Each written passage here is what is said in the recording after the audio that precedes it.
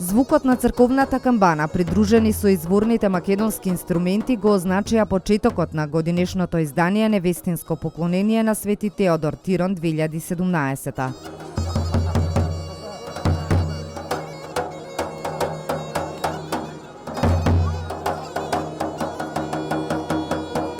Осма година поред, токму на денот кога се чествува споменот за Свети Теодор Тирон, во дворот на истоимената црква во село Конопница се одржа црковно-народната и културна манифестација Невестинско поклонение. Вкупно 12 парови на нововенчани снаи, заедно со своите свекрви, во народни носии му се поклонија на православниот заштитник, за да бидат благословени со здрав пород. Па ни изгледаше занимливо и затоа се пријавивме и ние да бидеме учесници. Вие дали се сеќавате во минатото, дали ви кажувале дека се случувало? Да, и порано било, после се прекрати традицијата. Сега, еве 5-6 години се обновува и баш ми е мило што сам дел тоа манифестација. Па ги гледавме претходните генерации како настапува и ние сакавме се пријавивме. Пред многу години имаше оваа традиција, постоеше, потоа не постоеше. Еве сега обновија па 2-3 години.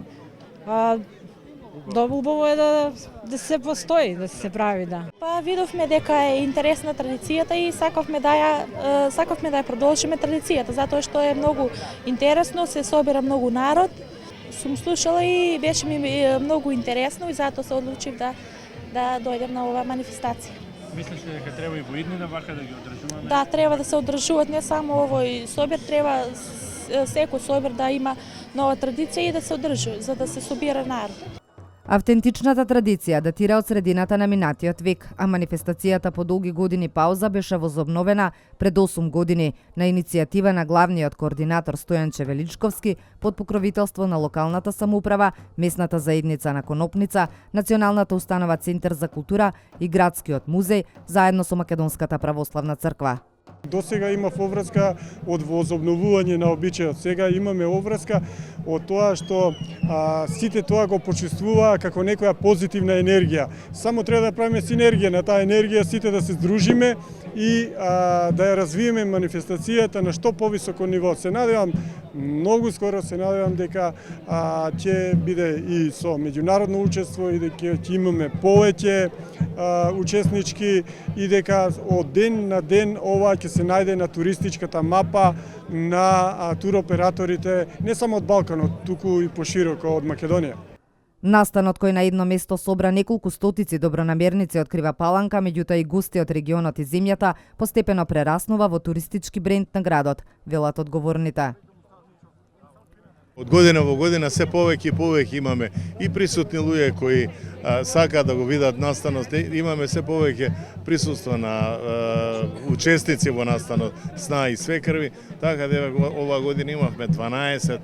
Мислам дека е убаво, една убава гледка, една убава традиција. Ниеден не остана рамнодушен да нема осмех на неговото лице, да не се радува просто што е возобновена една ваква убава традиција. Ова е ретко со Република Македонија, па мислам и на пошироките простори, реткост е што го имаме тука и треба да го зачуваме. Навистина ни причинува задоволство што овој празник заживува и од година на година имаме се повеќе присутни тука. Имаме и млади и повозрасни и луѓе дојдени од страна кои што потекнуваат од село Конопница, а се иселени. Значи добро е што ја продолжуваме оваа традиција и нели пред неколку години беше возобновена. Дека секоја година имаме се повеќе учеснички и на сите учеснички би сакала да им посакам нека Свети Теодор Тирон им даде рожби да се живи и здрави, да си ги почитуваат свекрвите и секој свекрвите да се грижат за своите снаи и за своите внуци.